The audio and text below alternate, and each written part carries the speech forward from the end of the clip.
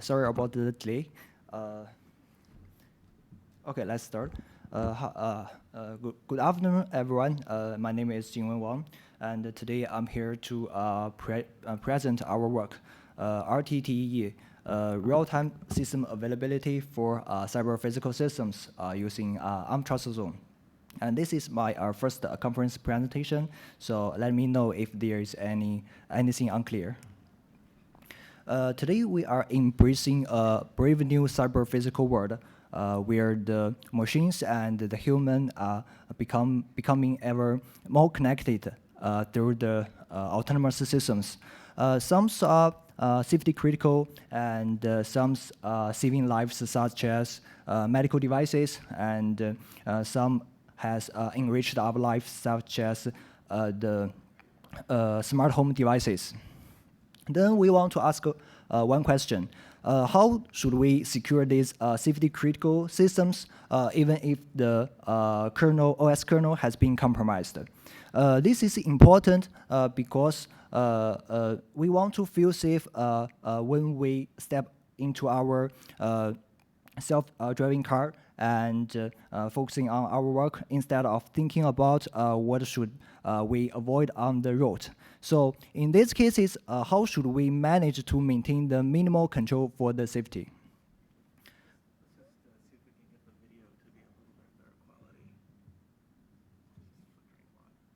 Okay, thank you so much. Thank you so much.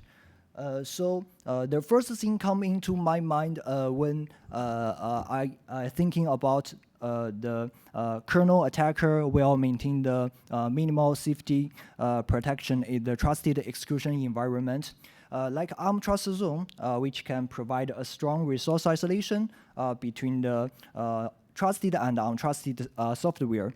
And the security protection is based on the hardware assumption. So even if the untrusted software has been compromised, the safety protection is still held.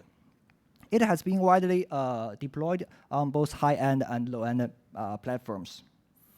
However, a common decision made by existing TE solutions is that the availability protection is not provided.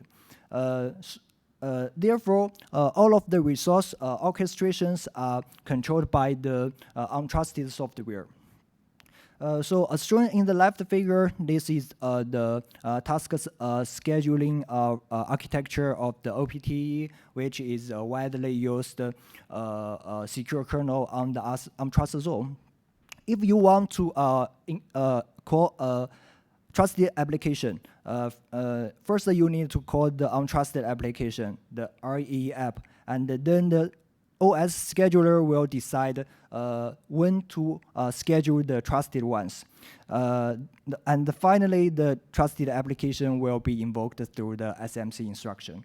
So in a word, the trusted application invoking is decided by untrusted software. And as we can see in the right figure, this is an I/O management architecture during the trusted application want to access the I/O peripherals. As we can see, it must go through the untrusted I/O drivers. So the untrusted kernel is easily to modify any I/O commands.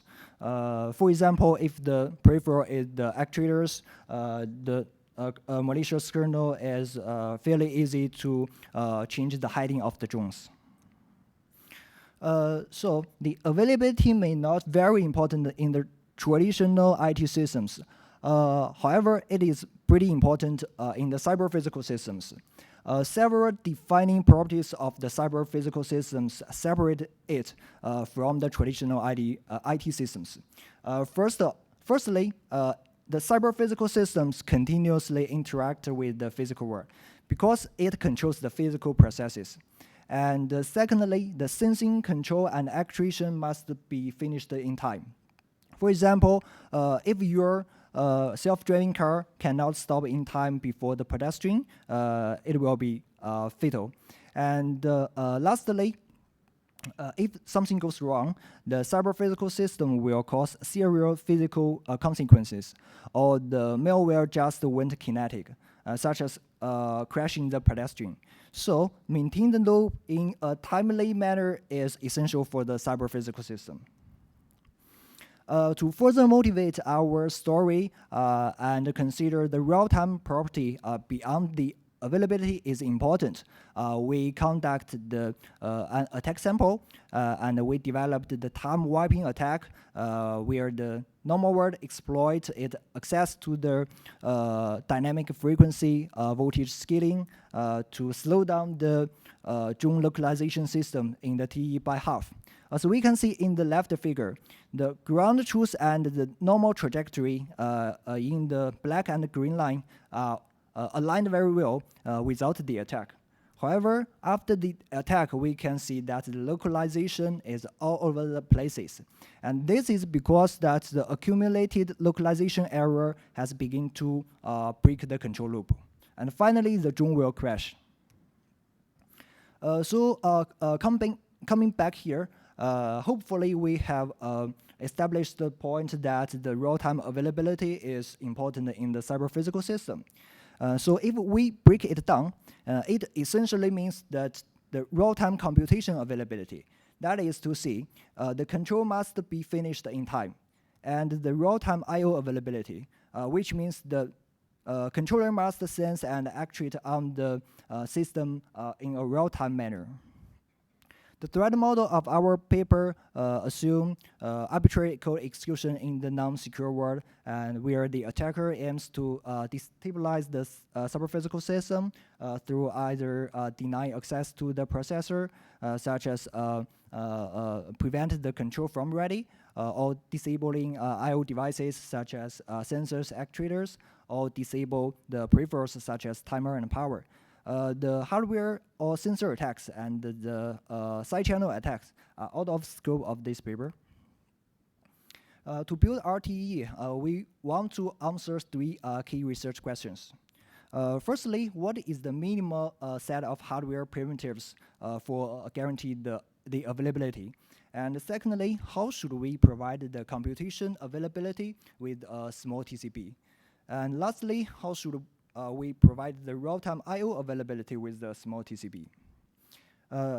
So the first question, minimal set of hardware primitives. So this question is actually asking us how should we regain the control of the system. We think there are two main things. Firstly, after we handle the execution to the untrusted normal world, we should be able to regain the control of the execution.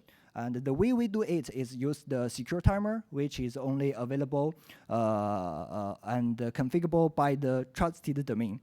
Every time the secure timer is triggered, the execution control is trapped back to the secure domain.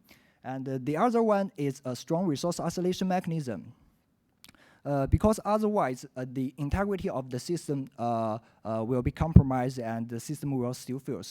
The last one is the secure access to the physical passenger of time. This is specific to the cyber-physical system because if when you are designing a controller, you are controlling the physical processes in a physical period of time. So it's important to secure access the physical passage of time. And this can be done using a non-mutable clock source. So the next question is how should we provide real-time CPU availability using a small TCP?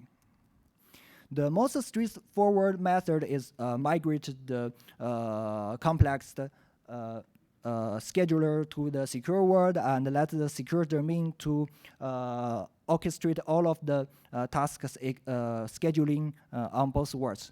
However, if you look at the Linux scheduling systems, you will find that this is a super unpractical solution because this will increase the TCP dramatically. So the RTE leverage the hierarchical scheduling. The secure timer will only trigger the word scheduler. The word scheduler will look at the scheduling policies to find out which secure domain should run next. If for example, if it's a secure OS turn to run, then the next level scheduler, the secure OS scheduler, will be invoked to schedule the trusted tasks. In this, we leave the complex, original scheduler untouched, and the complexity of the word scheduler and the secure OS scheduler will be more manageable. And then there is one more question. When you are using the two-level hierarchical scheduling, will the raw-time property still be held? The answer is yes. We using the compositional scheduling analysis. Given a concrete execution model, it can ensure the secure tasks will not miss their deadlines. We have left out many optimization details in our paper, and for example, we make the scheduling framework policy-based to optimize the interrupt handling in the normal world, and we also use the event-based scheduling to reduce the interrupt times during scheduling. But however, at the high-level perspective, when you using the hierarchical scheduling framework, at the design time, you need to know the execution tasks, the execution model of all the tasks. That is to say, how long, how often, and in what priority each task should run. And you also need to know the scheduling algorithms for both word scheduler and secure OS scheduler. After feeding all of these things into the compositional scheduling analysis tools, the result is the word scheduling policy. And at the runtime, every time the secure timer is triggered, the word scheduler will decide which secure domain should run according to the generated scheduling policy. So the last question is how to provide the real-time I/O availability with a small TCP. To achieve this goal, we need to see several challenges. The first one is TCP. Directly migrating the I/O drivers to the secure world will increase significantly TCP size. This is a long-standing research questions in the TE community. And secondly, the cross-grained access control on the peripheral access. From the processor view, you can assign any specific peripheral controllers to the secure world. However, if you assign a bus controller to the secure world, it means that you assign all of the devices connected to the same bus to the secure world. However, if some part of the devices in this bus is critical and other ones are uncritical, how you can handle this problem? And the last one is how to provide real-time properties on I/O. The normal world can request a lot, can send a lot of I/O requests in a short time to generate the priority inversion, where the priority inversion is the case that low priority tasks will lock the high priority tasks through the resource contention. To solve the first problem, we developed the trusted driver. We propose to prune the driver through removing initialization codes or transfer the codes through temporalize the interactions. And we will dive into this a bit later. Okay. So remember the cross-grain access control problems. To solve this problem, we actually provide two kind of drivers. We developed the safety critical drivers, and we sandbox the uncritical drivers and put it into the secure world. And lastly, all of the drivers need to go through the I/O reference monitors.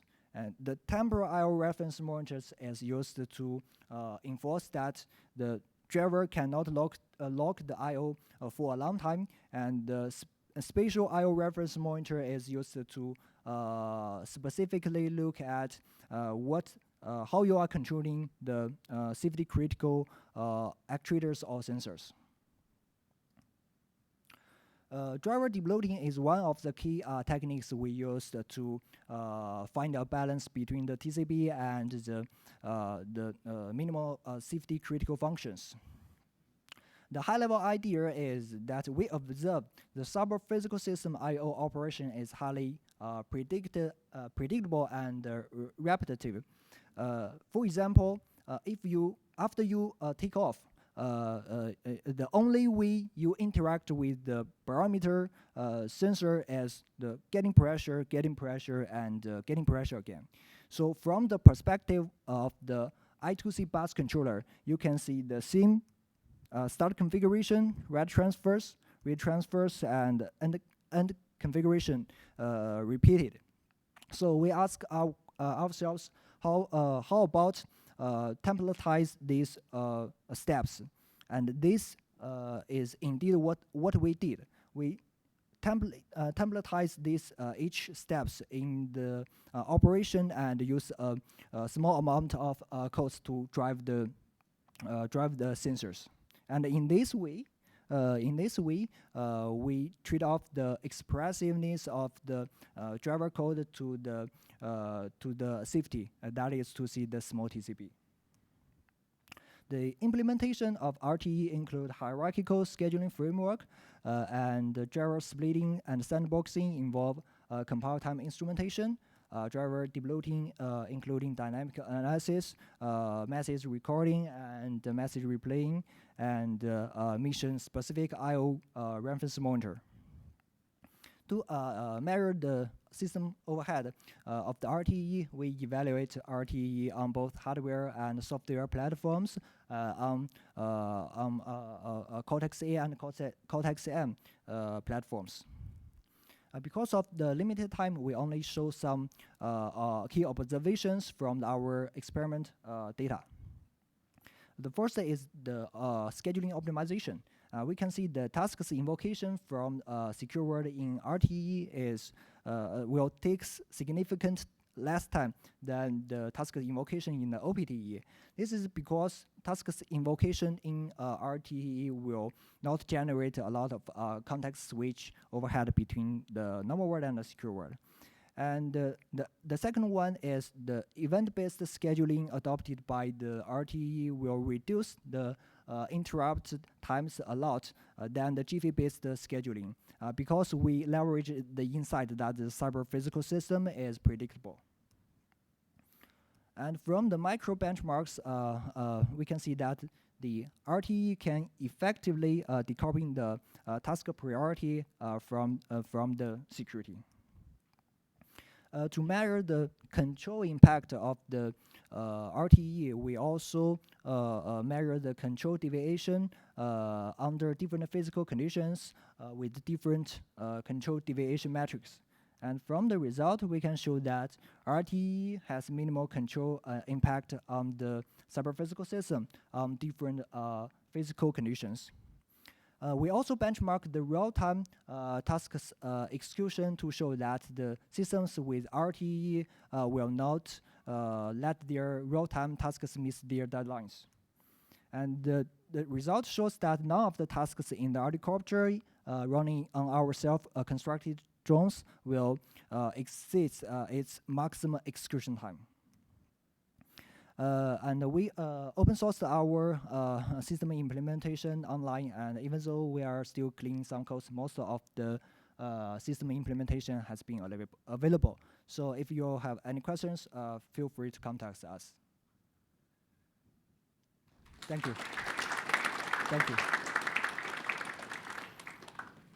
Okay. We have time for one question.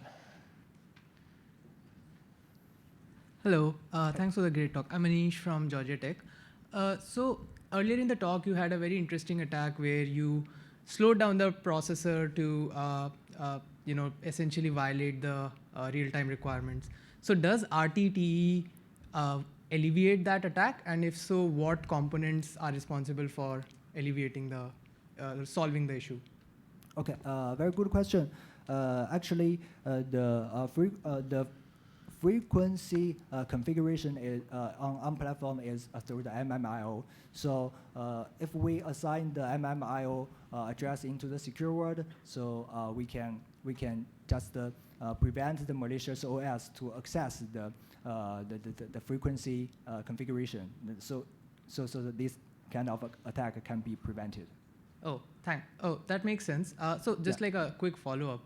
So I saw that like we are moving parts of the kernels slowly into the secure world. What do you think that entails for the TEE, right? Because we are sort of moving parts of the kernel to the TEE now. Sorry, can you repeat the? Like, for example, parts of the device drivers, some low levels, lightweight scheduling, for example, we are moving all of them to the TEE. So what does that entail for the TEE, right? Because now it has more components, the size of the TEE is increased, the size of the TCB has increased and so on. Sorry, I still does not get your question. I think he's worried that the TCB is increasing because more stuff, we're pushing more things into the TE. That's correct. Yes, very good question. Actually, this is a pretty hard problem. Because we are trying hard to find a balance between the TCB and the functionality.